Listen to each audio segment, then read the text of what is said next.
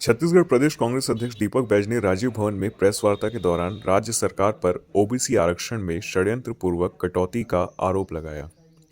उन्होंने कहा कि भाजपा सरकार द्वारा स्थानीय निकाय चुनावों में आरक्षण प्रावधानों में दुर्भावनापूर्वक संशोधन के कारण 16 जिला पंचायतों और 85 जनपद पंचायतों में ओबीसी आरक्षण लगभग समाप्त हो गया है। पहले ओबीसी के लिए आरक्षित 25% सीटें अब सामान्य घोषित हो चुकी हैं। बैज ने आरोप लगाया कि भाजपा सरकार की नीतियों के चलते ओबीसी उम्मीदवार चुनाव लड़ने से वंचित हो गए हैं। उन्होंने इसे ओबीसी वर्ग के साथ अन्याय और अत्याचार बताया। बस्तर, सरगुजा और बिलासपुर जैसे क्षेत्रों में बड़ी संख्या में ओबीसी आबादी होने के बावजूद उन्हें आरक्षण से वंचित किया गया है। बैज ने इसे भाजपा का पिछड़ा वर्ग विरोधी कदम बताया है और उनकी सरकार है। मैं समझता हूं कि यहाँ के प्रदेश अध्यक्ष भारतीय जनता पार्टी के बस्तर क्षेत्र से आते हैं। बस्तर जैसे क्षेत्र से उनको जवाब देना चाहिए। आखिर ओबीसी वर्ग में क्या उनको आकलन नहीं था क्या कि ओबीसी वर्ग का अगर आरक्षण सिस्टम होगा सिर्फ चुनावी लाभ के लिए?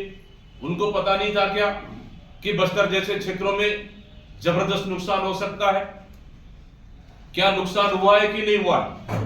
आदिवासी क्षेत्रों में भारतीय जनता पार्टी के प्रदेश अध्यक्ष को और प्रदेश के मुखिया को, मुख्यमंत्री को इस पे जवाब देना चाहिए, क्योंकि ओबीसी वर्ग इस पे जवाब मांग रही है, क्योंकि उन्हें चुनाव लड़ने से वंचित किया गया है।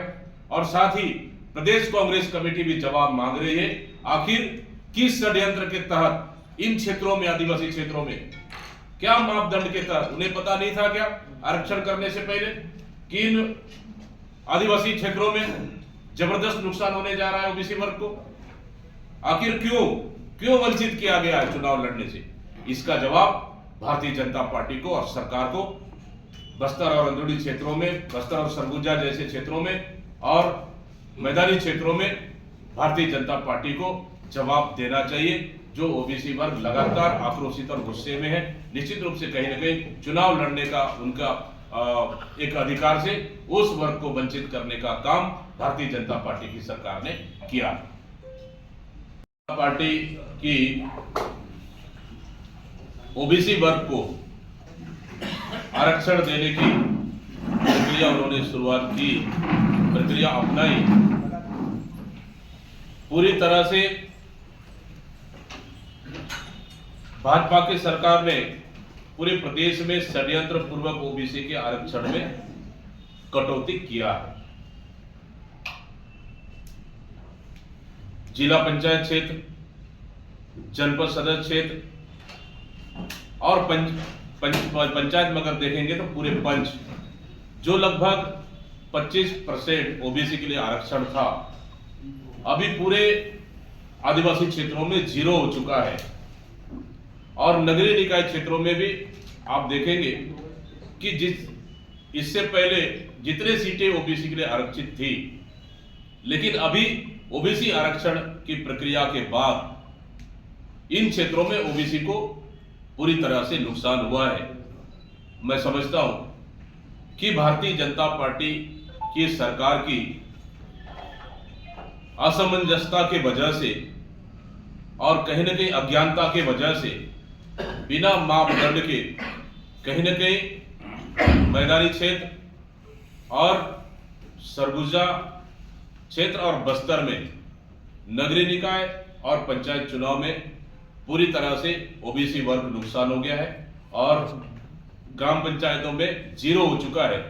मैं समझता हूं कहीं न कहीं जा रहा है। इसी के लिए उन्होंने बस्तर बंद का भी उन्होंने आह्वान रखा और नेशनल हाईवे भी उन्होंने चक्का जाम किए, ताकि सरकार कम से कम समय से पहले कम से कम ये संज्ञान ले ले कि इस आरक्षण प्रक्रिया के तहत आदिवासी क्षेत्रों में जबरदस्त नुकसान हो रहा है और कहीं न कहीं उन वर्ग को चुनाव से वंचित किया जा रहा है।